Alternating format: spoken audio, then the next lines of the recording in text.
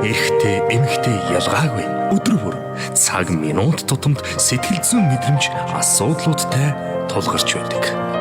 Гагцхүү түүнийг мэдрэх, илэрхийлэх, цэгцлэх арга ухаан чадвар чухал юм.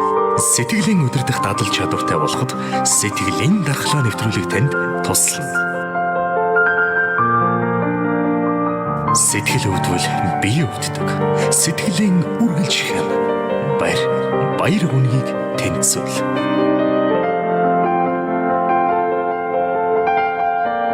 Сэтгэл нь огторгоо адил хэлбэр дүрсгүй, баригдах барьцгүй, харагдах бараагүйч таны цаг мөч бүрийн үнцэн аз жаргалын эзэн мэд оршдог.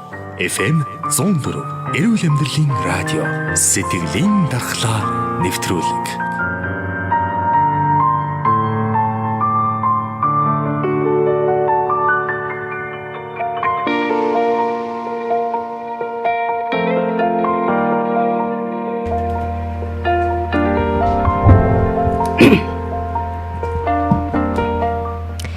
FM 104 эрүүл амьдралын радио хүлээн сонсож байгаа бүх сонсогчдод орой мэндийг хүргэе. Та бүхэндээ лхав гарагийн орой 19 цагаас сэтгэлийн дархлаа нэвтрүүлгээ шууд хүргэж байгаа. Ингээд энэ 7 хоногийн шинэхэн дугаараа хүрэхэд бэлэн болсон байна. За нэвтрүүлгийн маань зочноор сэтгцэн эрүүл мэндийн үндэсний төвийн хүүхэд өсвөр үеийн клиникийн эрхлэгч эмч Цэрэн Долгор хүрэлцэн ирсэн байна. Танд энэ өдрийн мэндийг хүргэе. Баярлалаа. Чамд бас энэ өдрийн мэндийг хүргэе. За баярлалаа. За тэгэхээр нэвтрүүлгийнхаа энэ удаагийн дугаараар бид хүүхдэд ер нь хүчирхийлэл ямар сөрөг нөлөө үзүүлдэг юм бэ? Хүүхдийн сэтгэл зүйд яаж нөлөөлдөг юм бэ? Ирээдүйд тэр хүчирхийлэлд автсан хүүхэд ямар хүн болж төлөвшдөг вэ? Хүчирхийллийг ер нь яаж даван туулах вэ? Үүнээс яаж бас хүүхдүүдийг хамгаалах уу? Хүүхэд маань бас өөрийгөө яаж хамгаалах уу гэдэг дээр мэдээлэл зөвлөгөө хүргэх юм байгаамаа. За тэгэхээр хамгийн түрүүнд хүүхэд ер нь бага насандаа альва зүйлийг яаж мэдэрч нөлөөлдөг юм бэ? Ер нь мэдрэмж нь хүүхдийн тэр ямар нэгэн байдлаар авж байгаа тэр мэдрэмж хүүхдийн сэтгэл зүйд ямар нөлөө үзүүлж идэг юм бэ? За мэдрэмж гэдэг эхлэхээр ер нь хизэнээс хүүхэд мэдрэмжийг хүлээж авдгийн, хизэнээс юмыг ойлгодог болд юм бэ гэдэг зүйлийг ярих хэрэгтэй болно л та. Хүүхэд ер нь төрсэн цагаас эхлээд ой 6 сар хүртлээ эхийн хайр халамжид өсөж идэг. Эхээсээ шууд хамааралтай ингэж өсөн байж идэг үе байгаа. За энэ үе дээр хүүхэд уйлах, өлсөх, таавгүй мэдрэмж төрөх болгондоо өөрийнхөө сэтгэлийн хөдөлгөөний илэрхийлж мэдрэмжээ гадагшлуулж яадаг. За тэгвэл тэр мэдрэмж гадагшлуулж явах үедээ ерөөсөө нэг л хэлээр илэрхийлж штэ таагүй зүйлээ байна, дургу байна гэдгээ хэлж чинь унтмаар байна, би нойтон байна, эсвэл би өлсөөд байна гэдэг. Тэр бүх хүслээ нэг л зүйлээр илэрхийлж гаргаж байгаа. За тэр нь яваа явандаа нас ингээд нэмэгдээд автуусмаа энэ мэдрэмжээ илэрхийлэх байдал нь олон салаа болоод хүүхдийн танин мэдхүй хөгжил нэмэгдэхийн хэрээр янз бүрийн байдлаар тэрийг илэрхийлэх чадвартай болж эхэлдэг. Хэл яриа өгчих юм бол хэл яриараа илэрхийлдэг. Үйлдэл хөдөлгөөн илүү нарийн энгийнээсээ нарийн лүү шилжиж хөгжих тусмаа хүүхэд өөрийгөө биеийн хилэмжээр илэрхийлдэг болдог. Эсвэл янз бүрийн зан үйлээр төрхүүлэр илэрхийлдэг болдог. Их мэтээр ингэж хөгжиж явж байдаг маа. Энэ ой 6 сар хүртэл хөгжлийн үе дээр тэр эхээс хараат байх үе дээр бол хамгийн чухал зүйл бол энэгшил гэдэг юм байгаа. Эерэг энэгшил гэдэг юм байдаг. Юутай энэгш гэдэг юм бэ? Ээжтэйгээ энэгш гэдэг юм аа. Ээжтэйгээ сэтгэл зүйн энэгшил гэдэг зүйлийг маш сайн тогтоочих юм бол хүүхэд мэдрэмжээ сайн зөв илэрхийлэх боломжтой болж эхэлдэг. Өөрийнхөө мэдрэмжийг мэдх юм байна. Тэгээд дээрэс нь мэдрэмжээ яаж гадагшлуулдаг юм бэ? Яаж тайвширх юм бэ гэдэг ойлголтыг яг энэ насн дээр л авч яадаг. Хүүхэд өслөө уйллаа. Ээж нь яадаг вэ? Хурж ирээ тэрвэрдэг. Ингэртэй наага тэрврээ хөхүүлээд хүүхдийн тэр мэдрэмжийг нь гадагшлуулж өгдөг. Хүүхдийг ингэ тэрврээд ганхаж хөдлөөд ингэ илэрхийлт бүвэлж ахтай хүүхэд яадаг вэ? Тэрнээс тайвширлыг мэдэрчээд ойлгохоо байлдаг. Яагаад гэвэл за одоо би аюулгүй болчлоо. Ээж маань намайг өслөөгөө хөхүүлж гин, нойтон байна ингээ хуурайлж гин. Одоо би аюулгүй юм байна гэд тэр ээжтэйгээ холбоотой эерэг энэгчил буюу итгэлцэл гэдэг суурь зүйл маань тогтсож байгаа. Энэ суурь ойлголт сайн тогтчих юм бол хүүхэд насанд хүрсэн хойноо, том болсон хойноо дараагийн насны үечлүүд дээр өөрийнхөө мэдрэмжийг илэрхийлэх чадвар гэдэг юм суучж байгаа байхгүй юу? Дараа нь яадаг вэ? Ойлгохлоор нулимс гаргах юм бол уйлаад хүн тайвширдаг юм байна штэ гэдгийг ойлгол суучж байгаа. Тэгээд дээрэс нь хин нэгэн хажууд байх юм бол бас бус өөрийнхөө тэр хэцүү байгаа зүйлээ сүрэг мэдрэмжээ таагүй зүйлээ стрессээ тайлах боломжтой байт юм байна. Бусдаас дэмжлэг авч энэ стрессийг тайлж болдго юм байна гэсэн ойлголтыг авчдаг. Ингэж авсан тохиолдолд насанд хүрсэн хүмүүс ч бай, өсвөр насныхан ч бай, бага насны хүүхдүүд ч бай, аль нь бусдаас тултамжаа өөрийнхөө асуудлыг шийддэг болж төлөвшөж байгаа. А гэтэл хүүхэд маань энэ ой 6 сар хүртэлх насан дээр уйлаад таагүй мэдрэмжээ илэрхийлээд байж хахад ээж нь хурж ирэхгүй. Тэр хүүхдээ тайвшруулахгүй байвал яах вэ? Тэр үед хүүхдэд сөрөг энэгшил гэдэг юм бий болчихж байгаа. Энэ энэгшил бий болно гэхлээр яах вэ гэхээр бусдад итгэх итгэл байхгүй болчихдог. Бусдад итгэх итгэлгүй болчлоо. За энэ ойр орчим чи ерөөсөө аюултай юм байна гэд байнгын төгшүүртэй байдаг болчихдог. Тэгээд төгшүүртэй байдлаасаа болоод хүүхэд сэтгэл хөдлөлөө илэрхийлж чадахгүй, өөрийнхөө сэтгэл хөдлөлийг ямар үед яаж илэрхийлэх ёстой гэсэн тэр ойлголт мэдрэмж суугаагүйгээсээ болоод дараагийн үед яадаг вэ гэхээр жоохон том болоод ирэхээр ээжээсээ байнга чар хуцалдаг, хормойддог болчдөг, салан хагцах айдастай болоод холдож чадахгүй болдог. Эсвэл одоо бүр том болоод сургуульд явах гэхээр ганцаараа явж чадахгүй байлдаг, асуудал шийдвэрлэх чадваргүй болох, өөрийнхөө мэдрэмжийг зөв илэрхийлж чадахгүй, эсвэл бусадтай ширүүн тогшин харилцах байдлаар өөрийнхөө мэдрэмжийг илэрхийлэх гэх мэт энэ буруу дадал үүсэх нөхцөлийг нь ой 6 сард нь бүртгүүлж өгчөд байгаа байхгүй. Тэгэхээр энэ хамгийн чухал насны үед дээр л бид нар анхаарах юм бол эрүүл энийг зөв энэгшил гэдэг юм бүрдээд тэгээ мэдрэмжээ зөв илэрхийлэх боломжтой болно гэсэн үг. Гэтэл баг байх тусам одоо эцэг эхчүүд юу ч ойлгохгүй, юу ч мэдгүй юм чинь гэдэг байдлаар хандаад идэг шүү дээ. Магадгүй ингээд нэраа байхад нь хажууд нь одоо тий аав хоёр нь хоорондоо хэрэлддэг, муудалцдаг, янз бүрийн үйлдэл гаргадаг ч юм уу. Энийг хүүхэд бас мэдэрч идэг байх нь шүү дээ. Тэр хүүхэд маань ямар зүйлээр хөөд бүх мэдрэмж өглөөж авах гэхээр 5 м хүүгээр бүгднгээр л авч байгаа, харж байгаа, сонсож байгаа. Аль одоо мэдрэхгүй нь илүү сайн хөгцсөн байна вэ гэдэг хүчлийнхаа түвшингээс хамаараад л хүлээж авах байдал нь өөрөөр байгаа болохоос биш бүгдийг мэдэрч, бүгдийг хүлээж авч яадаг. Таагүй зүйлийг эхийн эвлээд байхаас эхлээд тэр мэдрэмж нь өсч идэв шүү дээ. Ээж маань таагүй стресстэй байх, айцтай, түвшүүртэй байх юм уу? Тэр үед хүүхэд бас түүнийг мэдэрч яадаг. Адилхан таагүй болоо биеэ хурааж идэг, өсөлт хөгжил саадах нөхцөл нь бас бүрэлдэжээдэг байхгүй. Тэгэхээр ерөөсөө л хүүхэд бий болсон л бүгдийг ойлгож байгаа, бүгдийг мэдж байгаа л гэж хүлээж авах хэрэгтэй. Тэгэхээр хажууд нь байгаа ээж, аав, насны хүрэгчд бүх хүмүүс үгээ, үйлдэлээ хянах, цэгнэх шаардлагатай болно гэсэн үг. Яг нөгөө нэг хөгжил биеийн болон сэтгэл зүйн оюуны тархины гээд бүхий л хөгжил ингээд хүүхэд насанд ингээл те хурцтайгаар нэмэгдэжээдэг. Яг хүүхдийнхаа насанд нь тохируулж одоо энэ сэтгэлийн дархлаа буюу те мэдрэмжээ зөв илэрхийлэх, энэ сэтгэл зүгээ өөрөө хамгаалж сурах энэ одоо боловсролыг эцэг эхчүүд маань яаж одоо тий хүүхэдтэй өгж явах хэрэгтэй вэ? Яг одоо эцэг эхчүүдэд маань үдж байгаа болвол та зөвлөгөөхгүй юу? Тийм мэдээж хүн болгон төрхтэй ээж аав нар болоод тийм мэдлэгтэй болоод төрнө гэж байхгүй. За өөрийнхөө хүүхэд наснасаа яаж өсөж тойрнож явсан гэх мэт уламжлалт хүмүүжлийн арга барилаараа дараар хүүхдээ хүмүүжүүлэх гэж хичээж боддог ер нь бол тий. Эсвэл одоо өөрөө ямар нэгэн байдлаар таагүй дурсамжтай өссөн бол би хүүхэдтэй болохоор тийхгүй юм шүү гэж боддог. Тийхгүй юм шүү, ингэхгүй юм шүү. Би яг өөрөө хүүхдээрээсээ өөрөөр өсгөндөө хайрландаа гэж бодож хүмүүжүүлэх гэж оролдож байдаг. Гэхдээ яг амьдрал дээр болоод ингээд хүүхд өөрөө хүүхдэд болоод тулаад ирэхээр байдал эсрэгээр олж эхэлнэ. Хүүхдээс үг хариу үзүүлэх, хариу уруулна, өөр байгаад байна. Өөрөө тухайн нөхцөл байдал, сэтгэл санааны байдлаасаа ч юм уу тэр орчин тойрны нөхцлөөсөө шалтгаалаад бас өөрөө ч гэсэн сонголтоо буруу хийх, шийдвэрээ буруу гаргах тохиолдлууд байдаг. Тэгэхээр ерөөсөө хүүхэд хүмүүжүүлье гэх юм бол бид нар хүүхдийн насны онцлогийн сэтгэл зүйн онцлог, биеийн онцлогийн тухай мэдээлэлтэй мэдлэгтэй л ах хэрэгтэй болно гэсэн. Тэгэхээр ээж аав нар өөрсдөө боловсруулах шаардлагатай болчихж байгаа. Хүүхдтэй болохоос өмнө хүүхдтэй болъё гэж төлөвлөж байгаа бол өөрийгөө боловсруулна гэсэн. Би ээжүүд маань тэгдэж штэ жирэмсэн болчлаа одоо би ямар витамин уух вэ? Ямар хоол хүнс идэх вэ? Хитэн цаг унтах вэ? Ямар тасгал хөдөлгөөн хийх вэ гэж судалдаг те. Яг түүнтэй адилхан тэгвэл тэр чинь бас нэг хүүхдээ эрүүл саруул байжуулахад тусдим болж байгаа нөхцөлийг бүрдүүлж байгаа. За тэгвэл түүнээс гадна одоо хүүхэд төрөх төхөд ирж байгаа юм чинь би хүүхдэд төрснийхэн дараас нь яаж арчлах вэ? Яаж хуурайлах вэ? Яаж хүүхдэд хайрлах вэ? Яаж халамжлах вэ? Яавал би хүүхдтэйгээ зөв хүмүүжүүлэх боломжтой вэ гэдэг зүйлийг заавал уншиж мэдэж судалж явах хэрэгтэй. Тэгжээж л бид нар хүүхдээ одоо бүх зүйл өнгөрсөн хойно нь биш болохоос өмнө аливаа асуудлаас урьдчилан сэргийлэх боломжтой болох юм. Тэр үедээ болох байлгүй дээ гээл тий бидний аав ээж ч гэсэн тэгэл одоо тий жирэмсэн байхдаа юу гэдэг чинь бэлтэж байгаагүй төрснийхаа дараа л ээж болж тий аав болно гэдэг зүйлийг мэдэрдэг гэдэг тийм нэг яриа бол байгаа л байдаг.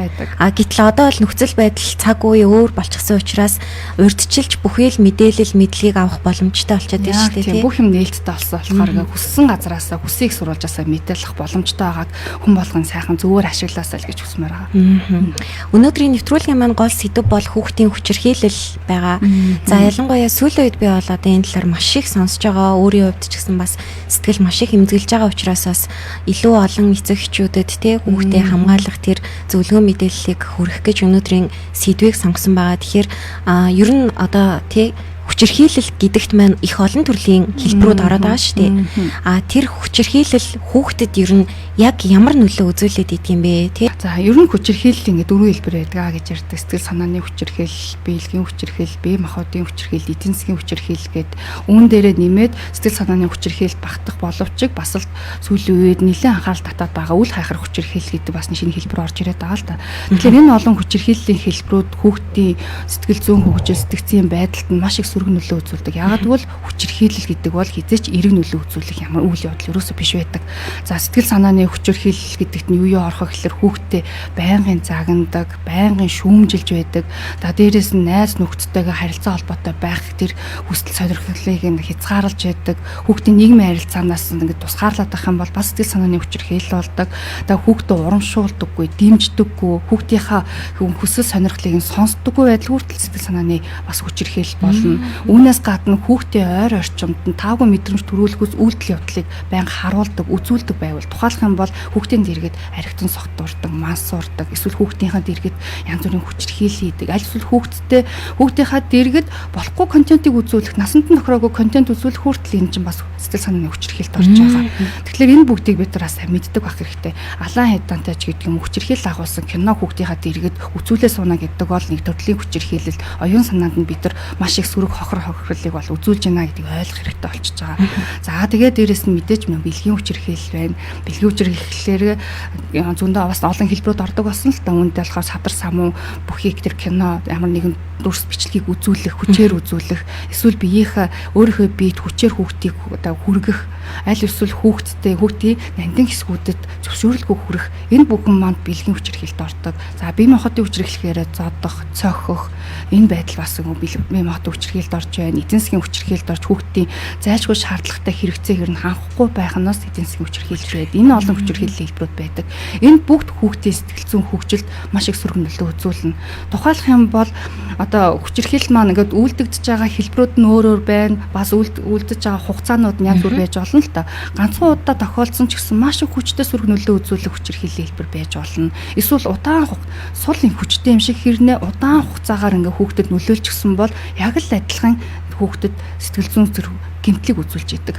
Ерөөсөө тэр зүйл маань ингээд жижиг гэж гоёросоо бодож болохгүй байгаа. Тэгэхээр та хүүхдэд санамсаргүйгээр нэг муухай үг хэлсэн байж болно л та. Чамайг би төрүүлэг байсан дээр үж гэдэг ч юм уу уурандаа хэлцүү. Ийм хүүхдтэй байснаас байгаагүй дээр гих мэтэр эцэг эхчүүдийн өөрийн санамсаргүй байдлаар хэлсэн уурандаа хэлдэг. Тухайн сэтгэл хөдлөлийн байдлаасаа болоод хүүхдтэй тэгж хэлсэн үг нь маш том сэтгэл зүйн гэмтэл болж үздэг. Энэ бас сэтгэл санааны хүчирхийллийн хэлбэр болж байгаа байхгүй. Хэдийгээр магадгүй ээж ганцхан удаа хэлсэн штэ би байнга хэлдэггүй штэ гэж болно. Гэвч тэр нь хүүхдийн ой тонд нэг голд нь ортол үлдсэн байдаг. Үүнээсээ болж хүүхэд яадаг вэ гэхээр би энэ хороот хүрэх хэрэггүй юм байна. Би өөр нь энэ өөр байгаад амьдраад хэрэг байна уу да гэх мэтэр өөрийгөө голж эхэлдэг. Өөрийнхөө одоо хүч чадал, оюун ухааны чадвар бүх зүйлийг чамлаж эхэлнэ. Нийгмийн харилцаанд орохыг хүсгээ болж эхэлнэ. Гэр бүлийнхээ харилцаанд итгэлтэй харилцаа үүсгэж чадахгүй болох. Энэ бүх ингээд сөрөг нөлөөлөл үзүүлж идэг багт. Гэтэл эцэг эхчүүд хажууд нь ганц удаа хэрэлдэхдээ тэрийг одоо гэр бүл болгонд байдаг зүйл юм шиг ойлгоод идэг шүү дээ. Тэгээд хүүхэд тэрийг хараад нэг удаа одоо хэрэлдэхтэл тухайн үед бас их цочрол авахар хэмжээний сөрөг нөлөөтэй гэдгийг ойлгох хэрэгтэй байна тийм. Өөртөө ингээд бид нар зүгээр л энэ бол байх ёстой гэсэн уламжлалт хөвшсөн ойлголтоор одоогийн хүүхдүүдтэй харьцах боломжгүй. Хүүхдүүд маш их эмзэг байдаг юм а, мэдрэмтгий байдаг юм ба. Магадгүй биднийг ингээд бага байхад ч гэдэг юм уу ээж аваадын үед 70 80 он ч гэдэг юм тийм 90-ад оны үед ингээд за ийм хэрүүл уралгүй айл гэж юу байсан юм бэ? Байдаг л зүйл штэ. Одоо зодуулж өсөөгүй хүүхэд гэж юу юм бэ? Энд ч одоо байх зүйл бид нар зодууллаа гэд муу хүн болчихоогүй штэ гих мэтэр ярьдаг. Гэвч тэр хүн өөрөө тэгэж ярьж байна гэдэг чинь хүчирхийлэл нэг өснөр дэмжиж байгаа байхгүй юу? Энэ дэмжиж байгаа хэлбэр өөрөө магадгүй хүүхдээс маш хүчтэй гомдох үг хэлдэг байж болно. Санамсаргүй уурлахлаар энэ тент нэгэд өөрийн мэдлгүй шууд гарна хөдлөө зогчдөг байж болно. Энэ юг илэрхийлээд байна вэ гэхээр хүчирхийлэгчээс хүчирхийлэгч үүсдэг. Өөрөө магадгүй нэг тэр баг багтаа үүссэн зүйл, амссан зүйл маань хүчирхийл тухайд өөрөө бол ямар хэцүү юм бэ гэж мэдэрчээсэн боловч олон дахин давтагдаад ирээд хүн болгон тэрийг нь буруу зүйл энэ жийс хохирогч болоод байна. Ээж аав нь буруу зүйл хийгээд байна гэдгийг хэлэхгүй байгаа тэгэхээр энэ бол байх ёстой зүйл юм байна гэж дасан цогцоод эхэлдэг. Гэтэл дасан цогцсон энэ зүйл маань аливаа асуудлыг шийдэж байгаа зөв хэлбэр өрөөсөө биш байдаг учраас асуудлыг шийдэх буруу загварчлал тархинд нь бий болоод үүсчихэж байгаа гэсэн. Тэгэхээр насанд хүрсэн байна өөрөө хүүхдтэй болоод ирэхлээр яах вэ? Асуудлыг шийдэх болно. Мэдээж хүүхэд л болсон буруу зүйл хийж болно, буруу үг хийл үйлдэл гаргаж болно. Тэнгүүд асуудлыг шийдэхдээ яах вэ? Нөгөө нэг хөвшмөл загварчлалаараа асуудлыг шийдэх гэж оролдож эхэлдэг. Дахиад нөгөө ботхоосоо ихсүүл өмнө нь ойлгохоос өмнө шууд гар нь хөдөлчихдөг. Эсвэл нөгөө нэг цохисгүй үг хараалын үгнүүд нь гараад ирдэг. Энэ байдал маань дахиад нөгөө одоо тэр үгийг сонсож байгаа үйлдэлийг мэдэрч байгаа хүүхдэд дараа нь дахиад хүүхдэд насанд хүрээд хүүхдтэй болоход үргэлжлээд явах боломжтой болчиход байгаа. Ийм суурь бодол. Тэгэхээр бид нэрөөс энэ бүгдийг яг одоо таслан зогсоохгүй бол энэ хүчирхийл гэдэг зүйл ерөөсөө ингээд гинжээ холбоогоор яваад байдаг юм аа гэдгийг ойлгох хэрэгтэй. Бүр дадал болчихсон нөгөө таны хэлдгээр гарын төрүүлж хөдөлдөг гэдэг бол яг харагддаг зүйл шүү дээ. Тэгээд сүүлийн үед бол их ярьж байгаа нөгөө өмнөх үеийн хүмүүжлийн уламжлалт арга, орчин үеийн арга хоёрын хоорондын одоо зохицолтолгооны талаар янз бүрийн үзэл бодолтой хүмүүс ч их байна, эмчнэр ч их байна. Хүн болгон өөрсдийнхөө үзэл бодлыг бас илэрхийлж байна. Тэгээ энэ дэр сайн муу гэл ингээл яриа л байна л та. Тэгээ энэ дэр би бас танаас тодруулж асуумаар санагдаж байсан. Хүүхдийг ер нь одоо буруу зүйл хийхэд нь яаж тэр хүүхдэд тэр бурууг нь зүгээр ойлгуулах хэрэгтэй юм бэ? Буруу зүйл хийлэнгүүт нь шийдэх чинь гээл санал үргүүлээ зогсооцсон. Эсвэл ингээ номхон зогсооцсон ч юм уу. Тийм зураг би зөндөл харж байсан л та. Тэгээд өхөөрдөж байгаа хүмүүс их байсан. Тэгэхээр энэ дээр ер нь та юу гэж хэлэх вэ? Ер нь асуудлыг шийдэх. Хүүхэд өөрөө тэр тухайн зүйлээ буруу гэдгийг мэдэхгүй байгаа. Буруу гэдгийг нь анханаас нь хэлээгүй бол тэр хүүхдийн буруу алдаа биш байхгүй юу? Буруутай зүйл биш алдаа биш болчихж байгаа гэсэн үг. Тэрийг хэн хариуцж байгаа юм бэ? Ээж аав маань асар хамгаалагч мал хариуцах хэрэгтэй болчихж байгаа. Тэгэхээр хүүхэд өөрөө тэр зүйл буруу гэж зүйл хийж ин гэдгээ мэдэхгүй байгаа учраас тэрийг нь маш сайн тайлбарлаж өгөх хэрэгтэй. Хүүхдийнхаа насанд нь тохирсон үгийг сонгож, хүүхдийнхаа өндрийн түвшинд бүр өвтгөлээ суулсан ч болно. Өндрийн түвшинд нь очиж байгаа хүүхдтэйгээ ярилцах хэрэгтэй байгаа. Юунаас болоо чи ийм үйлдэл гаргаж ба яагаад ингэ ууралсан бэ? Ээжтэй яриач аавтай хэлээч ээж нь сонсъё. Тэгэх юм бол хүүхэд хэлнэ. Тэрний оронд чи яагаад ингэж байгаа юм бэ? Гэт дууныхоо өнгийг чанга болгоод нэг шийдэх байдалтай ярих юм бол хүүхэд айгаад за би юу ч хийсэн намайг загнах юм байна гэж ойлгодог. Зарим хүүхэд үннээ хэлэнгүүт нь яддаг гэхэлэр чи ингэж тахтай яд ингээд үннээ хэлснийхэн тул хэлээд байхад нь дахиад шийдэгчл байдаг. Энэ тгий шийдэхийн хооронд хүүхдтэй боломж олгоно, алдаагаа засах, ухаарах боломжийг олох хэрэгтэй байдаг. Тэргээгөөсөө болоод буруугаа хүлээж авахт нь хүртэл шийдгээд байх юм бол дараагийн удаа хүүхэд яадаггүй гэхэлэр буруугаа хүлээн гэдэг, хүлээн зөвшөөрнө, алдаагаа хүлээн зөвшөөрнө гэдэг бол сайн зүйл биш юм байна. Бүр илүү загнуулах юм. Бүр илүү загнуулах юм байна. Тийм учраас би энийг нуух ёстой гэд хүүхэд худлаа ярьж эхэлдэг. Худлаа ярина гэдэг чинь хүүхдийн зан үлийн өөрчлөлтөд олж эхэлж байна гэсэн үг болчихж байгаа. Худлаа яриад дах зүйлээсээ энэ дадал болоод үлдэх боломжтой болно. Дараа нь ямар ч хор уршиг дагуулах боломжтой болчихж байгаа байхгүй юу. Тэгэхээр энэ дээр бид нар анхаарах хэрэгтэй болчихж байгаа. Хүүхдийг ерөөсөө ямар нэгэн байдлаар шийтгэхээс зайлсхийх хэрэгтэй. Харин ойлголцох, буруу зүйлийг нь тайлбарлах, ухааруулах, алдаагаа засах боломжийг олгодог байх хэрэгтэй. Тэгээд хүүхэд алдаагаа засах юм бол урамшуулдаг байх хэрэгтэй. Сайн байна гэж заавал магтдаг байх хэрэгтэй. Тэгжээд би энэ хүүхдүүдэд буруу зүйлээс нь дадалт автахаас өмнө сэргийлэх боломжтой болчихж байгаа. Одоо уламжлалт сэтгэхүй, уламжлалт хүмүүжлэлээр гээд эцэг эхчүүд маань хүүхдүүдтэйгээ зоддог. Буруу зүйл хийлээгээд яагаад зодож байгаа гэхээр буруу хэрэг зодох юм бол дахиад тэр буруу зүйлээ хийхгүй гэж итгэдэг. Тэгээд дээрэс нь энэ зодож байгаа байдлаа хүчирхийллийн хэлбэр гэж юусоо ойлгодоггүй. Одоо судалгаа 2017 онд хийгдсэн судалгаагаар эцэг эхчүүдийн 42.5% нь энэ зодох бол юусоо энэ юу яд юм а дараа нь дахиж буруу зүйл хийхээс сэргийлдэг юм а энэ бол хүчирхийл биш юм а гэсэн тийм хариулт өгсөн байгаа байхгүй юу? Эцэг эхчүүд өөрсдөө. Тэгэхээр тэрийг мэдэрч байгаа хүүхэд бас л төдий чинээ дараагийн үедээ хүчирхийлэгч болох магадaltaй. Нөгөө л загварчлал үүсчихнэ. Асуудлыг хүчирхийлэлээр шийддэг загварчлал үүсчихдэг. Тийм учраас дахиад л энэ бол гинжиглэхээр үүсэл яваад тахланчтай. Энэ бол одоогийн байдлаар бол хизээд ч асуудлыг зөвөр шийдэж байгаа арга барил сонгох юусоо биш. За үүнийг маш сайн ойлгох хэрэгтэй байх нь одоо жишээлбэл хүүхэд хүчирхийлэлд өртсөн хүүхдийн одоо сэтгэл зүйн ингэж сөрөг нөлөө аваад сөрөг зан үйл хийдгээ гэж юм. Тэгэхээр магадгүй эцэг эхчүүд маань өөрсдийн одоо хараа хяналтгүйгээр ч юм уу хүүхдээ өөр хүнээр харуулах тий өөрсдөө ажил төрөлтэй ч юм уу ингээд ер нь бол одоо орчин үеийн амьдралд маш завгүй олон зүйлийг амжуулахад хэцүү болсон. Гэхдээ яаж игээд амжуулдаг? Үүний цаана ингээд бас л тий алдаа ч юм уу ингээд эрсдэл үүсчихэд. Тэгэхээр хүүхдээ ер нь ингээд хүчирхийлэлд өртөөд энэ хүүхэд маань тий сэтгэл зүйн үед бас асуудалтай болоод байна уу да гэдгийг эцэгчүүд маань ямар шинж тэмдгээр ч юм уу анзаарч мэдэх боломжтой вэ? За яг таны хэлснээр бол тэр завгүй байдлаасаа болоод хүүхдтэй гарах цаг гэдэг юм маш хомс болчиход байгаа. За тэгээд өөр хүнээр харуулдаг эсвэл одоо хүүхдүүдээ ганцаараа гин үлдээдэг эн чинь бас нөө үл хайхрах хүчирхийллийн хэлбэр болчихж байгаа байхгүй юу? Хүүхдээ айц давтуулж гин гэсэн үг. Хүүхд тэрэндээс байдлаасаа болоод айн дүгшин. За тэгээд янз бүрийн эрсдэл төртөх байдал нэмэгдчихэд тийм ээ аюул төртөх эрсдэл нэмэгдчихэд ийм сөрөг нөлөөтэй ийм сонголт болчиход байдаг. Гэтэл одоо яаж хийдэг вэ гэдэг асуудал бас л хэцүү байгаа. За тэгвэл одоо хүүхдүүдийг маань олон төрлийн хүчирхийлэлд өртдөгөө гэж ярьж байсан. За тэгвэл танихгүй хүнд үлдээгч гэдэг юм уу эсвэл хүүхдээ хараа хэлтгүй үлдээсэнтэй холбоотойгоор хамгийн их одоо үлдэгдэх хүчирхийллийн хэлбэр бол бэлгийн хүчирхийлэл байгаа тань. Тэгэхээр энэ хүчирхийлэлд өртсөн хүүхдүүдийн хувьд бол асар их сэтгэл зүйн гэмтэл авч идэг. Асар их. Энэ бол насан туршдаа харилдаггүй. Нэг удаа хоёр удаа хүчтэй зодуулсан хүүхэд тэрийг мартдаггүй. Яг түүнээс бүр илүү хүчтэй гэмтлийг бэлгийн хүчирхийлэл бол өгч идэг гэсэн үг байгаа байхгүй юу? За энэ хүчирхийлэлс болж хүүхдүүд бол ихэнх нь хилдэггүй л те. Дийлэнх одоос хүчирхийлэлд өртсөн хүүхдүүдээс судалгаа авахд бол ер нь бол 55 орчим хувь нь ямар нэгэн байдлаар эсрэг хүсэл үзүүлээгүй байдаг. Өөрийнхөө хүчирхийлүүлж байгааг мэдгүй ээж болно. Аль эсвэл шууд айгаад тухайн одоо хүчирхийлэл үлдэгчийн командыг биелүүлж эхэлдэг юм байдал. Ягаад тийм учраас хуулиндаа ч гэсэн өөрийгөө хамгаалах чадваргүй байдлыг нь ашиглаж одоо хүчирхийлүүлсэн гэдэг үг хэллэг байгаад байдаг л та.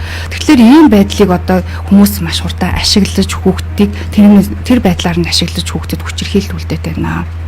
Бэлгийн хүчирхийлэл үлдэж юм. Бие махбодын сэтгэл санааны олон төрлийн хүчирхийллийг үлдээдэг. Маш олон сэтгэл зүйн гэмтлийн шинж тэмдгүүд хүүхдэд илэрч яадаг л та. Хүүхэд би хүчирхийлэлд өртчлөө гингүүдээ тэр дороо хийх нь ховор байдаг. Яагаад ховор агаад байна вэ гэхэлэр хүүхдүүдтэй ингээд харьцаад үзэхлээр бас нөгөө л хэлжсэн 6 сар хүртэлх эмэгшил нь ямар явагдсан бэ гэдгээс хамаарат бусдаас тусламж гуйж ийн үгүй юу өөрийнхөө мэдрэмжийг бусдад хуваалцж ийн үгүй гэдэг асуудал яригадаад байгаа юм л та. Эцэг эхтэйгээ нээлттэй харилцаатай байдаг байсан, ээжтэйгээ дотны инэгшлэг үүсгэж гисэн байсан хүүхдүүд санамсгүй байдлаар хүчирхийлэлд өртсөн бол тэр даруйдаад тусламж гуйж чаддаг. Бусдад ийм өртчлөө шүү гэдгээ гэрээхэндээ ихтгэл бүхэн хүмүүстэй хэлж илэрхийлж чаддаг, мэдрэмжээ зөв илэрхийлж чаддаг, уйлмаар уйлдаг, ууралмаар ууралдаг, хэцүү байгаагаа илэрхийлж хэлдэг, надад тусламж хэрэгтэй байна гэдгийг хэлдэг. Тэгвэл наан зарим хүүхдүүд нь бүр шууд 108 руу хэл уцтаад хэлждэг юм асуудал ч байгаа байхгүй. Гэтэл дийлэнх нь хэлж чадахгүй байгаад байна. Тэгэхээр яагаад вэ? Нөгөө эмэгшил ерөөс үүсэхгүй байгаад байна. Ээж аав нар маань энэ дээрээс анхаарахгүй болохгүй нэ. Бид нар энэ байдлыг л засахгүй бол одоо хүчирхийлэлд өртөх боломжтой нөхцөлийг нь багаас нь бас бид өөрсдөө ингэж бий болгочод байгаа юм биш байгаа даа гэдэгт анхаарах хэрэгтэй болчиход байгаа. Тэрийг нь л одоо хүчирхийлэл үйлдэгч нар маань ашиглаад байгаа юм биш байгаа. Энэ байдлаа. За тэгвэл хүчирхийлэлд өртсөн хүүхдүүд ямар шинж тэмдэг илэрдэг юм бэ гэсэн асуулт байсан тийм. Тэгэхээр ихэнх хүүхдүүд маань түрүү хилдэггүй. Тийм учраас хүүхдүүд маань биеийн болон өөрийнхөө бие авч байгаа байдлаараа ер нь илэрхийлж яадаг. Тэгэхээр яадаг вэ? Ихэнх хүүхдүүд бол гэр бүлийнхаа гишүүдтэй харилцаа нь ерөнхийдөө бол тусгаарлагдсан болж эхэлдэг буюу ганцаараа байхыг илүү үзэж эхэлдэг.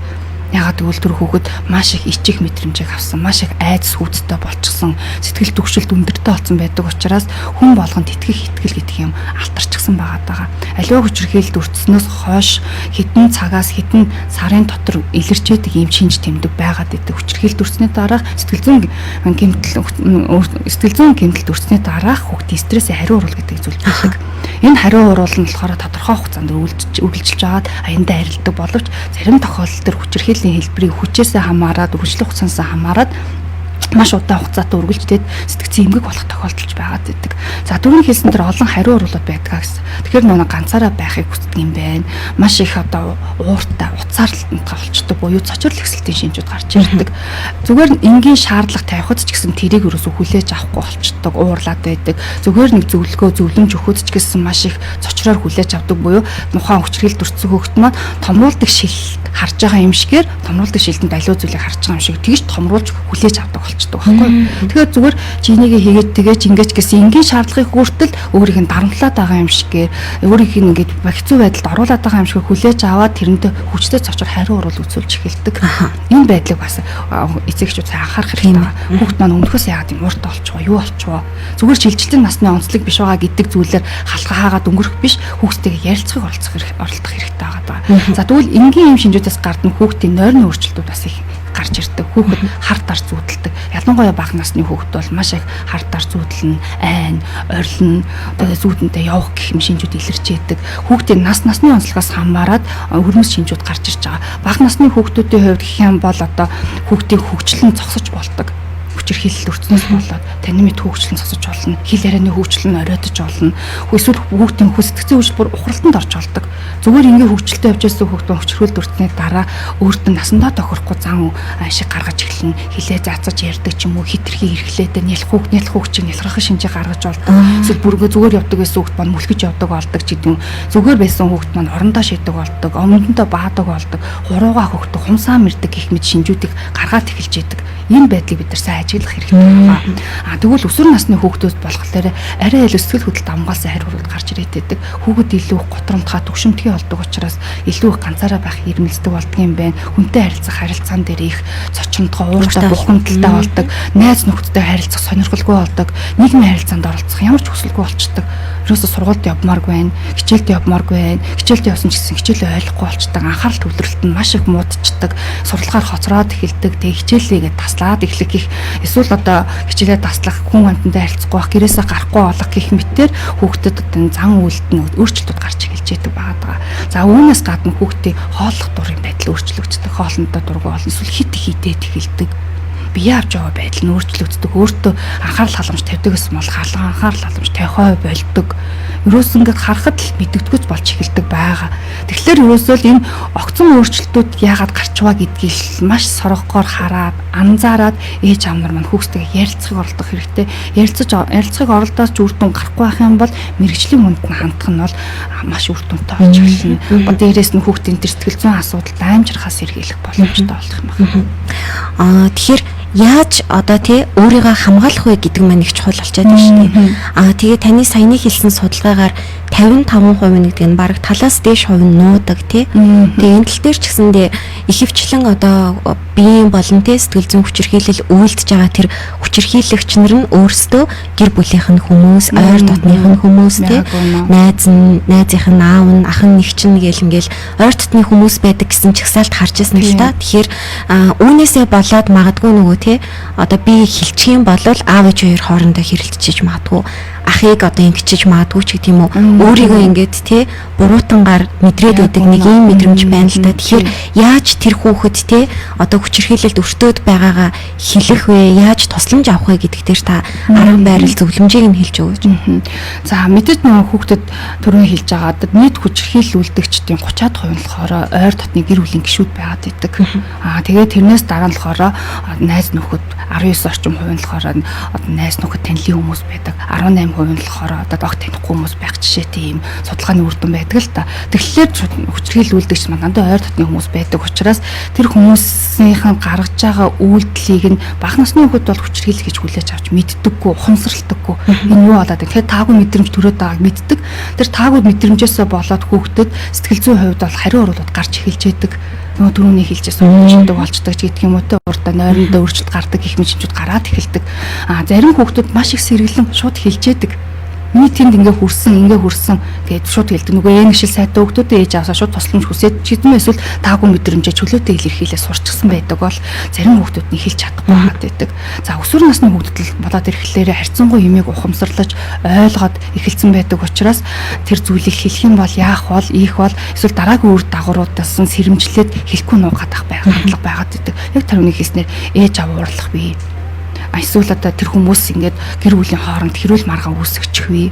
Надаас болоод ингэчих вэ гэд хүчирхийлд яагаад надаас болоод ингэчих вэ гэж бодоод байгаа юм бэ? Яагаад гэвэл хүчирхийлд өртсөн хүүхэд өөрөө өөртөө итгэх итгэлгүй болчдөг. Цаана сэтгэл гутрал явагдаад эхэлдэг. Сэтгэл түгшилттэй болчдөг учраас бүх зүйл дээр өөрийгөө буруутгах эхэлдэг байхгүй юу? Би өөрөө хохирч болчлоо гэдгийг ойлгодоггүй. хүлээж авахыг хүсдэггүй, мэддэггүй байдалж байгаад идэг. Хүлээж авах гэхлээр сэтгэл зүйн хувьд маш их хэцүү шаналлыг өндөрөх гэдэг учраас тэрийг ухамсарлахыг хүсэхгүй байгаад идэг тал байгаад байна. Тэгэхээр энэ бол маш их сэтгэл зүйн их нарийн асуудал болж хувираад байгаа маа. Тэгэхээр хэрвээ өөрийн чинь ингээд биетэн хүрээд байгаа, эсвэл сэтгэл санааг чинь тавгүй болгоод байгаа, өөрт чинь сөрөг мэдрэмж төрүүлээд байгаа, аливаа нэгэн бусдаас өгч байгаа тэр үйлдэлүүд чамд таагүй мэдрэмж төрүүлээд байгаа бол бусдад илэрхийлж хэлээрээ. Ялангуяа ойр дотны хүндээ, ээжтэй, аавдаа итгэдэг хүндээ хэлэх хэрэгтэй байгаа. Тэгэх юм бол асуудал болон даймжрахаас сэргийлэх боломжтой болдгийм аа. Жим магадгүй чамд таагүй мэдрэмж төрүүлсэн тухайн хүн өөрөө болохоор санаандгүй хэлсэн үйлдэл ч гэдэг юм уу, санаандгүй хэлсэн үг, хийсэн үйлдэл гэж тайлбарлах байсан ч гэсэн чамаа хэлээд хамгаалаад байвал дахиж тэрийгэ тавтахаа ойлдог байхгүй. Яагаад гэвэл энэ бол өөрийгөө хамгаалах чадвартай хөлт байна гэж үздэг. Хүчирхийлэгч нар ихэвчлэн сул дараа өөрийгөө хамгаалах чадваргүй байгаа нэгнийг золиосоо болгож сонгож авдаг. Ягаад гэвэл тэд нар өөртөө бас цаанаа хүчирхийлэгч хүний сэтгэл зүйн онцлог гэж бас байгаад идэг л та. Тиймээс дандаа сул дорой нэг сонгож авдаг учраас хэрэг чи өөрийгөө хамгаалаад ах юм бол хин нэгнээс тусламж хүсэж байх юм бол чамд дахин халтахгүй болох боломжтой болдог учраас санаа зовлтгүй бусдаас тусламж хүсээрээ, мэдрэмжээ илэрхийлээрээ, хин нэгэнд хэлээрээ, дотроо онгоолгороо стрессээ тайлаараа гэдгийг бол хүүхдүүдтэй хэлмээр байгаа. А дээрэс нь ээж аав нар хүүхдээ багаас нь өөрийгөө одоо тэр нандин хэсгүүдэд хамгаалдаг тэр байдалд дадал сурах хэрэгтэй байгаа юм л та. Өөрөө одоо аюулгүй бүсүүдийг сайн зааж өгөх хэрэгтэй байгаа. Одоо мэдээ танихгүй хүн хин нэгэн ээжээс нь ааваас өөр хүн миний хүүхдээ хацар дээр өмсөж болохгүй шүү. Би цээжинд нь хурж болохгүй шүү. Хүрхийн тэгээд бас миний хүүхдийн бэлхүү савчаа хурж болохгүй, хөвсгээр нь хурж болохгүй, хоёр гойныхын цусаар нь хурж болохгүй. Хэрвээ тэх юм бол чи заавал тусламж хүсээрэй. Хэлээрээ хүн бусдаас ойр хавьдан байгаа хин нэгнээс шууд тусламжгүй. Эсвэл бидний шууд хэл гэдэг зүйлийг сайн захиж хэлж явах юм бол хүүхдээ ой томд нь хоногшиж үлдээд асуудал тулгархад нэр итгэж хэлжсэн ингээд автоматар тусламж гойж эхэлдэг байхгүй. Нэг удаа хэлээд өнгөрөх биш. Тэрийг бол бүр зуршил олтол нь амьдралын хөвшил олтол нь байнга хэлж сануулж явах юм бол тэр зүйл бол хүүхдэд дадал болж үлднэ гэдгийг сайн анхаарах хэрэгтэй. Яг үүн дээр одоо юу гэдэг чинь жоохон хүүхэд худлаа ярьж байгаа чинь билүү гэдэг байр сууриас нөгөө хүчирхийлэл үйлдэж байгаа хүн өөрийгөө бас хамгаалаад нөгөө хүүхдийг те одоо баг гэдгээр нь далимдуулаад бас өөрийгөө хамгаалж болох юм. Тэгэхээр хүүхдийгээ илүү их сонсох ч юм уу хүүхдийнхаа талд зогсох тэр баттай одоо те хамгаалагч нь гэдгийг эцэг эхчүүд өөрсдөө бас ойлгох хэрэгтэй ч юм шиг тийм төрсэн цагаас нь эхлээл хүүхдтэйгээ нээлттэй харилцаа үүсгдэг байсан бол аливаа асуудал тулгараад надад энэ тохиолдлоо тэглээ гэдэг болгыг анхааран сонсдог байх юм бол дараа нь ямар ч зүйл тохиолдсон хүүхэд яг л тэр дадлаараа ээжтэй хэлдэг, аавтай хэлдэг болдог. Харин хэлэх гээд хэрэгт нь үл ойшоодог, анзаардаггүй, анхаардаггүй, сонсож байгаагаа илэрхийлдэггүй байдлаар хүүхдээ өсгөхөд тэр байдлыг харуулчих юм бол хүүхэд хизээч хэлдэггүй. Хэлсэн нэг тоохгүй юм чинь, анзаарахгүй юм чинь, тусалдгүй, дэмждэггүй юм чинь би хэлээд яах юм? Бараг эсвэл хэлснээрээ хүүхэд дандаа буруутдаг байсан бол хизээч бүр хэлэхгүй болчдөг. Тэгэхээр ер нь бол хүчирхийлэлд өртөх эрсдэлт хүчин зүйлийг нь ойр дотны хүмүүс эцэгчд өөрсдөө ингэ нөхцөлдүүлчихэд байдаг юмаа гэдгээс анхаарах хэрэгтэй болчиход байгаа. Хүүхэд өөрөө очиод хүчирхийллийн зөдөөс л болохгүй. Тэрийг нөхцөлдүүлэх олон хүчин зүйл байгаад байна. Тухайлах юм бол гэр бүл салалт байгаад байна. Эсвэл хүүхдэд анхаарахгүй байдал байгаад байна. Гэр бүл салалт за мэдээж амжилттай салалтын тохиолдол байгаа. Заавал салт болгон буруутай болно гэсэн үг ерөөсөө биш. Тэгвэл дийлэнхтэй судалгаагаар гэр бүл салсан хүмүүсийн хүүхдүүд хүчирхийллийн хохирогч болох байдал илүү их судалгаагаар гараад байгаа учраас энэ байдлаа бид нар анхаарах хэрэгтэй юм а гэдгийг л сануулж байгаа зүйл мэдээж сайн эерэг зүйл бол байж л байгаа л та. Тэгэхээр энэ гэр бүлийн хүчин зүйлүүдийг л бид нар маш сайн анхаарахгүй бол болохгүй гэдгийг сайн ойлгох хэрэгтэй. Одоо юмыг ойлгох хэмжээнд хүрээд өөрийгөө хамгаалах хэмжээнд хүртлээ юу гэдэг чинь бага наснаасаа 4 наснаасаа 10 хэдэн нас хүртлээ те 5 6 жил хүчирхийлэлд өртсөн гэдэг олон жилийн туршид хүчирхийлүүлсэн одоо бага насны хүүхдүүдээс маш их хүн шүү дээ. Тухайн наснд нь одоо нөгөө ойлгохгүй байгаа учраас те ойлгох хэмжээнд хүртэл өөрийгөө хамгаалаагүй ингээ аль хэдийн сэтгэл зүйн гэмтэл авчихсан тий бүр тэрийгээ ингээд одоо хав дараад нуучихсан ийм хүүхдүүд насан туршдаа хэлээгүй ингээд том одоо нас бийд хүрлээ энэ тохиолдолд тэр хүүхдийн амьдралд цаашдынх нь амьдралд энэ одоо тий хүчирхийлэл сэтгэл зүйн гэмтэл ямар нөлөө үзүүлэх вэ? За аливаа хүчирхийлэл ерөөсөө насан туршид хадгалж үлддэг. яг хөө мэдээ сэтгэл зүйн сэтгэл засал хийгээ зөвлөгөө өгөөч гэдэг юм хүүхдийн мэдрэмжийг зөв гадагшлуулад ингээд хүүхдийг хэвийн амьдралд ингээд нийгэм сэтгэл зүйн нөхөн сэргийг арга хэмжээ аваад хэвийн өдөр тутмын амьдралд ингээд оролцуулах дадах байдалд ингээд оруулж байгаа боловч тэр хар бараанд дурсамж ерөөсөө харилдаггүй. Тэгэхээр л ерөөсөө бид нар хүчирхийлэлт хүүхдийг өртүүлэхгүй байх нь чухал байгаа. Тэгэх юм бол хүүхэд бие хүний хувьд зөвхөн бол төлөвшин нөхцөл болцоонд бүрдэж байгаа байхгүй юу? За гэхдээ яг хүчирхийлэлт өртлөө гингүүд бүх хүүхд сэтгэлзэн гэмтлэн хүчтэй болоод сэтгцэн эмгэгтэй болоод ч гэдэг юм тэгээд байхгүй л те. Тухайн хүүхдийн онцлог гэж юм бас байдаг. Аливаа асуудлыг даван туулах төрөлхийн чадвар гэж байна. Дээрээс нь одоо хүчирхийлэлт өртснөхийн дараах гэр бүлийн дэмжлэг тусламж ямар байна гэдэг бас их хамаарж байгаа. Гэр бүлийнх нь хүмүүс насран хамгаалагч нь хүүхдэд маш сайн дэмжлэг үзүүлдэг, маш их хараа хэл сайн тавьдаг, мэдрэмжийг сайн ойлгодог, сонсдог, хуваалцдаг байх юм бол хүүхэд тэр зүйлийг амжилттайгаар даван туулж чадна. Хямралаа маш хурдан даван туулж чадна. Тэгээд энгийн амьдралдаа өдөр тутмын зүйлээр асуудалгүй хийгээд явах боломжтой болж өгдөг. Амьдралд нь ямар нэгэн байдлаар хар бараанд толбон саад болохгүйгээр өргөшөд явах боломжтой болж өгдөг. Гэтэл хүчирхийллийн дараах эрсдэл хүчин зүйлс гэдэг. Тэр нэг эрсдэлтэй зан үйлийг ч гэдэг юм уу тэр хэцүү хариу уруулыг нь улам давшруулах гүнзгийрүүлэх эрсдэл хүчин зүйл байж байдаг. Тэр нь нөгөө хүүхдүүдэд одоо анхаарахгүй байгаад байдаг. Хүчирхийлэлт үйлдэгдсэн ба юм уу тэрнтэй холбоотойгоор хүүхдийг гадуурхдаг, хүүхдийг буруутан мэтээр ханддаг. Эсвэл одоо хүчирхийлэлт өртснийхэн дараах арга хариу арга хэмжээг авч явахдаа санамсаргүй байдлаар ч юм уу санаатаагаар хоёр дахьчаар дахиад сэтгэл зүйн гэмтэл учруулчих байдал бас тохиолдож байдаг. Тэр санаандгүй одоо үг хэлждэг.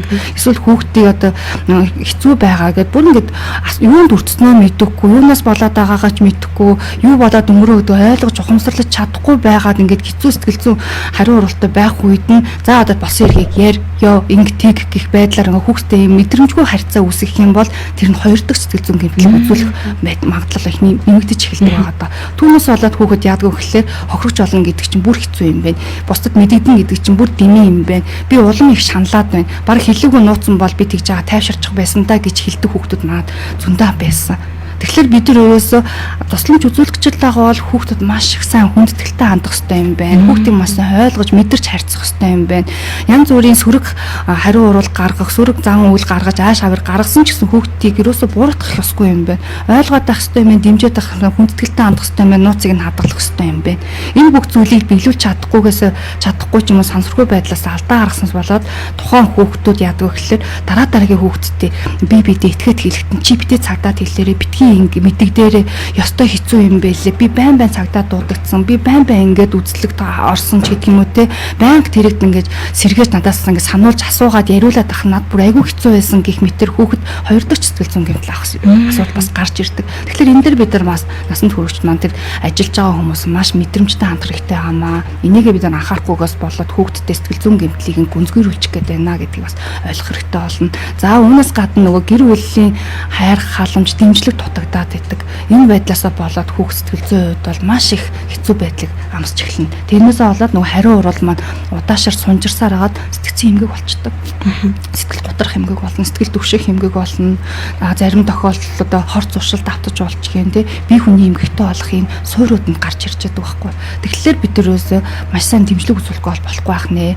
За тэгээ хүүхдийн ингээд хүчирхийлэлт өрсөний дараах бас нэг сөрөг төр лавшруулдаг хүчин зүйлгийнх юм бол ойр орчинд нь ерөөсөө хүүхдийг анхаарахгүй хүчирхийлэлттэй байдал нь үргэлжилсэн хэвээрээ байвал улам лавшруулна. Тэгэхээр бид энэ дээр бас анхаарах хэрэгтэй болж байгаа. За дээрээс нь бас хүүхдэд хэцүү сөрөг хүчин зүйлд эрсдэлтэй нөхцөлд оруулдаг сөрөг зан үйл гэж юм бас байгаад байгаа. Жишээлх юм бол үнд нь амиа орлого бодолд өгч байдаг. Хүчирхийлэлт өрсөний дараа хүүхдүүд яадаг маш их ганцаардсан, маш их гутарсан, тэгээд бүр найдлага тасарсан мэдрэмжийг мэдэрч байдаг л та. Үүнээсээ болоод хүүхд маань яадаг вэ гэхээр ерөөсөө ингэж яхаар хүчсэн дээр юм байна гэсэн тийм бодол тавтаж эхэлдэг. Энэ бодлоо одоо гүйцэлдүүлэх ч гэдэг юм уу эсвэл тэрийгээ ингээд биелүүлэх гэж хүүхдүүд янз бүрээр оролдож байдаг. Тийм учраас энэ үе дээр бид нар энэ нөхцөл байдал бол ерөнхий хүүхдүүд үүсдэг учраас бид нар маш сайн тэр зүйлээс нь сэргийлж гарч байгаа шинж тэмдэгтээ анхаардаг байх хэрэгтэй болж байгаа. Жишээлбэл амиа орлох бодолтой байгаа хүүхэд ямар шинж тэмдэгтэй байдг вэ гэхээр аль болох ганцаараа үлдэхийг эрмэлздэг. Би өөрөөс ганцаараа үлдэж чадна, ганцаараа явж чадна, зүгээр яв гэ би явдаа яачгүй би зүгээр болцсон гэх мэтэр ганцаараа үлдэхийг эрмэлзээд байдаг. За эсвэл амиа орлдог тухай тийм үзүүлсэн дуу эсвэл киноч гэдэг юм уу видео бичлэг эдрийг их үзэж сонирхсан байдаг. Эсвэл амиа хорлолттой холбоотой зүйлийг маш их ярьж байдаг. Хүн өхвөл яах бол хаана очдог бол өхлийн дараах амьдрал гэж байдгийн болов гэх мэтэр юм сонирхож асуугаад байдаг. Ийм зүйлийг яриад ах юм бол бас энэ бүгд маань анхаарах хэрэгтэй болж байна гэсэн үг. За мөн амиа хорлолттой холбоотой тэр багаж элдв зүйлсүүдийг цуглуулж эхэлдэг ч гэдэг юм уу зураг хүрхийг нь байгуцсандаа хадгалдаг, үздэг, хардаг гэх мэт зүйлс бас байж байдаг. Учраас энийг сайн анхаарах хэрэгтэй.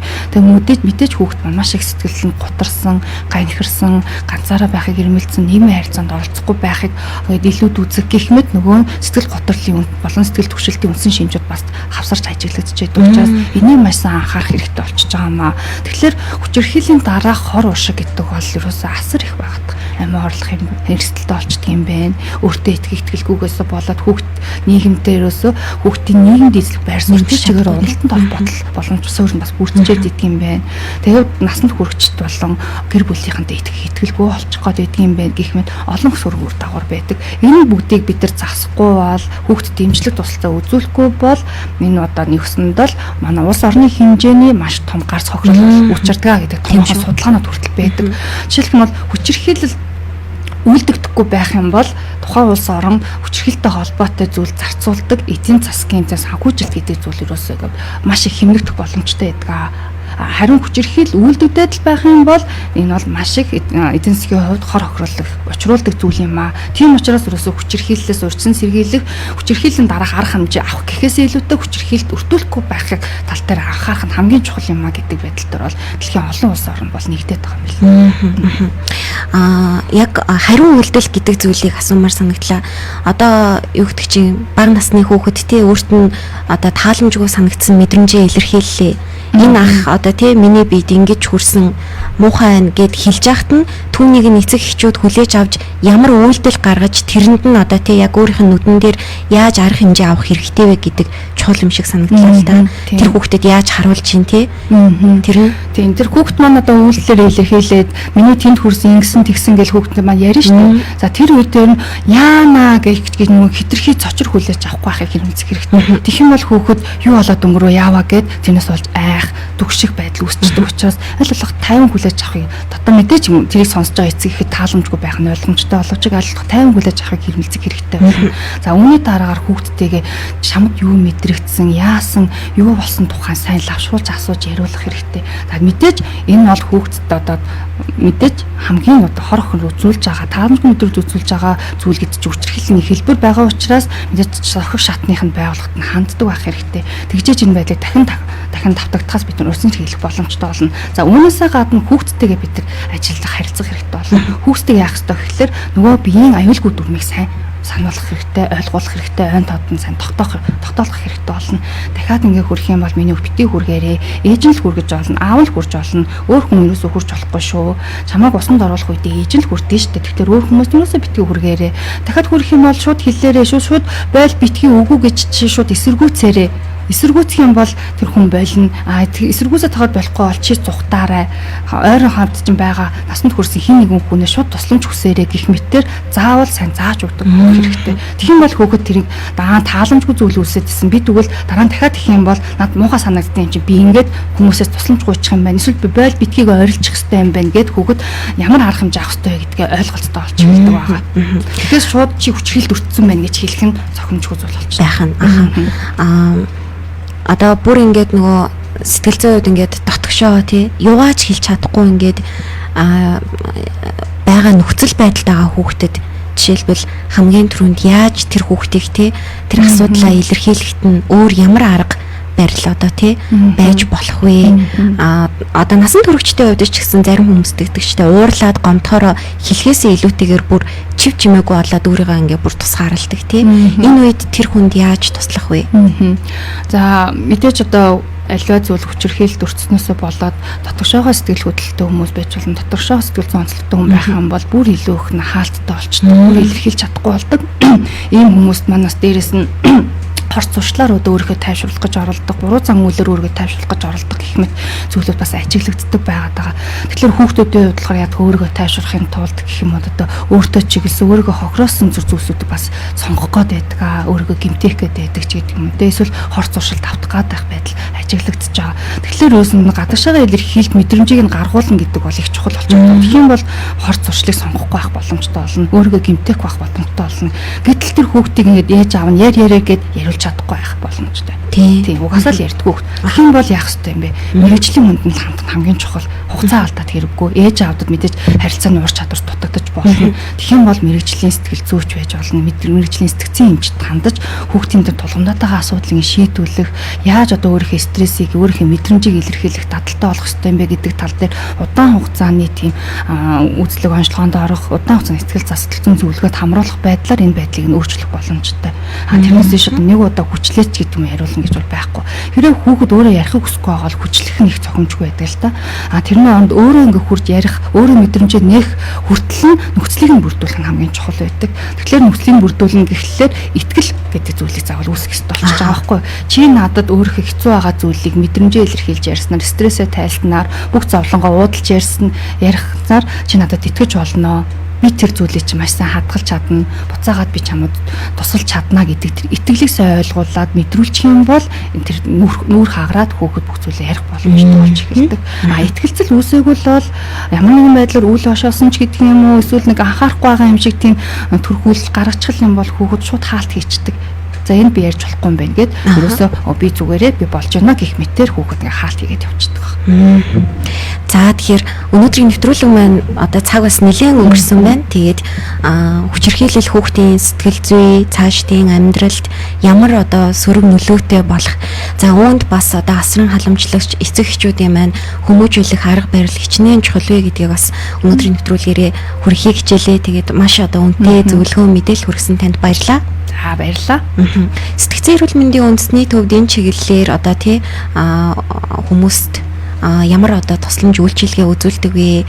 Бас ингээд мэрэгжлийн хүнд хандаарай гэдэг тий. Хаашаага хамгийн түрүүнд очих вэ гэдгээ бас мэдчихвэл зүгээр. Тийм. За сэтгцэн эрүүл мэндийн үндэсний төвд маань одоо хүүхд төсвөрийн клиник гэж байгаа. Клиник маань дасаг болон үйлчлэгийн кабинетаар одоо хүүхдэд тусламж үйлчилгээ үзүүлж байгаа л та. Улсын хэмжээнд 18 хүртэлх насны бүх хүүхдүүдэд тусламж үйлчилгээ үзүүлнэ. Хот хөдөө ялгаа авахгүй бүгд нь л үзүүлж байгаа. Тэгэхээр одоо альваа нэг хүчирхийллээс болоод бие махбод сэтгэл санаач байж болно тий. Бүх төрлийн хүчирхийллээс болоод хүүхдэд сэтгэл зүйн тулгамдсан асуудал үүссэн, эсвэл одоо тэр асуудлыг шийдэх арга барил олж чадахгүй байгаа эцэг эхчүүд бол бүгд хандах боломжтой болно. Ажлын цагаар үрж ирээд хүүхдэд зөвлөгөөгөө аваад өөрсдөө үзүүлээд эсвэл өөртөө ч гэсэн эцэг эхчүүд нь өөртөө ч гэсэн зөвлөгөө авч болох юм байна. Яаж хандах ёстой, яаж харилцах ёстой юм бэ? Яг юун дээр бид анхаарах ёстой юм гэдгийг зөвлөгөө авахаас гадна хүүхдэд хэвтэн эмчлүүлэх тусламж үйлчилгээ бас үзүүлдэг байгаа. Хэвтэн эмчлүүлэх тусламж үйлчилгээний маань гол онцлогийнх нь бол тухайн хүүхдэд тохирсон эмээ эмчилгээ, шинж тэмдгийн эмээ эмчилгээ хамгийн чухал зүйл болох сэтгэл заслын эмчилгээ хийдэгээрээ онцлогтой. Тэгэхээр хүүхдэд цогц үйлчилгээ үзүүлэх юм байна. Шаардлагатай тохиолдолд бусад төрийн бус байгууллагатай бас холбон зуулчлах, хамтарч одоо тусламж үйлчилгээ үзүүлэх боломж нь одоо бүрдчихэд байна. Тийм болохоор одоо хаана хандах мэдэхгүй байгаа бол та бүхэн санаа зовлтгүйгээр манайд хандаж хүүхдийнхаа сэтгцэн эрүүл мэндэд бол анхаараарай гэж хүсмээр байна. Бас сэтгцэн эрүүл мэндийн үндэсний төвийн 24 цагийн утас 24 цагийн тусна одоо зөвлөгөө өгөх утас байдаг 1802 гэсэн дугаарын утас нь та бүхэн хүссэн үедээ холбогдоод одоо өөрсдийнхөө сонирхож байгаа асуултандаа зөвлөгөө тусламж мэдээлэл авах боломжтой байгаа. За тэгэхээр өнөөдрийн нэвтрүүлгээр ер нь бол хүчирхийллийг хизээж хүлээн зөвшөөрч болохгүй тий. Тухайн үед нь шууд таслан зогсоох, эсэргүүцэх, тухайн үед нь одоо тий нөхцөл байдлыг шийдвэрлэх ийм одоо байдлаар таслан зогсоож одоо харилцах хэрэгтэй гэдгийг бас ойлгож авах нь чухал юм болоо гэж би бодоод байгаа л да. Тэр болгоныгоо бас төвчиж болохгүй нэ шүү. Заавал бид нар цаг тухайд нь өөртөө тохиолдсон л бол таагүй мэдрэмж төрүүлж байгаа бол таслан зогсоох нь хэрэгтэй. Нэг удаад хүн таслан зогсоочих юм бол тухайн хүн дараа нөгөө хүчирхийлэл үлдэгч маань дараагийн удаа үлдэхээс өөрөө бас айн имэн хүмүүс эсэргүүцдэг болчлаа, намаа мэддэг болчлаа гэдэг байдлаараа тэр байдал бас дахин давтагдаас бид сэргийлэх боломжтой. Өөр нэгнийг хохирохоос бас хамгаалах боломжтой болчихж байна. За яах вэ гэд уучлаад өнгөрөх тусам улам одоо дамжирч зөв болно гэдгийг бас Яг ойлгох хэрэгтэй бах тий. Гэр бүлийн хүчирхийлэл бас яг ийм байдлаар их олон жил үргэлжилсэн мэдээ дамжирдаг. За өнөөдрийн нэвтрүүлэг маань энэ хүрээд өндөрлөж байна. Тэгэхээр сэтгэлийн дархлаа нэвтрүүлгийн зочноор сэтгцэн эрүүл мэндийн үндэсний төвийн хүүхэд өсвөр үеийн клиникийн эрхлэгч эмч Цэрэн Долгоор оролцож та бүгдэд зөвлөгөө мэдээлэл хүргэлээ.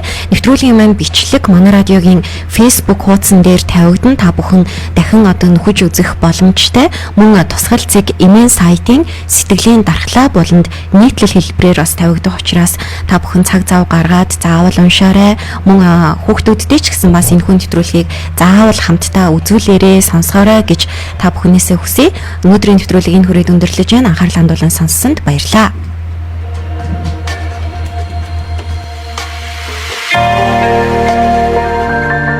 Сэтгэлийн дархлаа нэвтрүүлэг.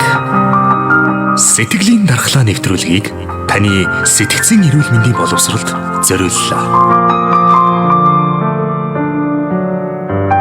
Хөгшин залуу, хүүхэд томчууд, эрэгтэй, эмэгтэй ялгаагүй өдөр бүр цаг минут тутамд сэтгэл зүйн мэдрэмж асуудлуудтай тулгарч байдаг. Гагцхүү түүнийгэ мэдрэх, илэрхийлэх, цэгцлэх арга ухаан чадвар чухал юм. Сэтгэлийн удирдах дадал чадвартай болоход сэтгэлийн дархлаа нэвтрүүлэг танд туслана. Сэтгэл өвдвөл бие өвддөг. Сэтгэлийн үргэлж хяна. Баяр үнгийг тэнцвэл.